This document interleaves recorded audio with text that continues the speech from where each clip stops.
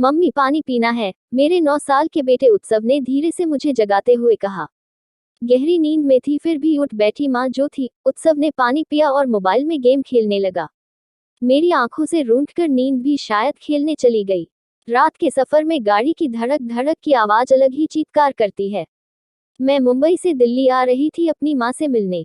खिड़की मैन से बाहर देखा तो बहुत सारे पेड़, शहर, गांव और जलते हुए बल्ब पीछे छूटते जा रहे थे जिंदगी की तरह। ऊपर की बर्थ पर बैठा एक व्यक्ति मुझे लगातार घूर रहा था। मैं डर गई। फिर अचानक वह नीचे उतर आया और नमस्कार सुनिधि जी कहकर मेरे पास ही बैठ गया।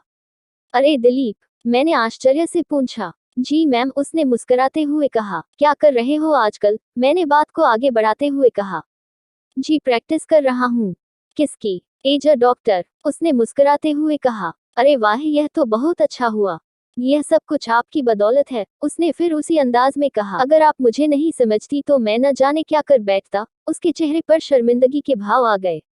अरे नहीं, हम एक ही स्कूल में पढ़ रहे थे तो यह तो हमारा कर्तव्य बनता है एक दूसरे को नेक सलाह और मार्गदर्शन करना। मैंने बहुत बदतमीजियां की आपके साथ, फिर भी आपने मुझे समझाया ही, उसने भावुक होते हुए कहा। अरे कोई नहीं, छोड़ो, शादी हो गई। हाँ निकेतन, नीचे आओ, उसने आवाज दी तो एक बेहद खूबसूरत सी लड़की उतरकर नीचे आई और उसने हाथ जोड़कर मुझे नमस्कार किया। हम जानो बहुत देर तक बात करते रहे, हंसते रहे। निकेतन ने बताया कि अक्सर दिलीप मेरे बारे में उसको बताता था। जयपुर आए ही वह दोनों मुझसे फिर मिलने का वायदा कर उतर गए, मगर अब नींद मेरी आंखों से कोसों दूर जा चुकी थी। यह उस समय की बात थी जब अपनी पढ़ाई पूरी करने के बाद मैंने एक स्कूल में पढ़ाना शुरू किया था। उसमें दिलीप भी पढ़ाता था। वह उम्र में मुझसे पूरे 8 साल छोटा था। दिलीप का आकर्षण मेरे प्रति बढ़ता ही जा रहा था। बोलने के जैसे बहाने ढूंढता था। अगर और किसी साथी अध्यापक से मैं बात करती तो बहुत चिढ़ जाता था। एक दिन तो हद ही हो गई, उसने मेरे रजिस्टर में आई लव यू लिखकर एक पेपर रख दिया। रजिस्टर प्रिंसिपल के हाथ में चला गया। उन्होंने मुझे बुलाया और सब कुछ बताया।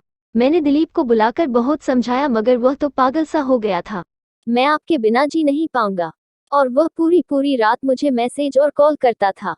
मैंने उसकी माँ से मिलकर सारी बात बताई। जब सबने उसको समझाया, उसी साल मेरी शादी हो गई। मैं दिल्ली से मुंबई आ गई।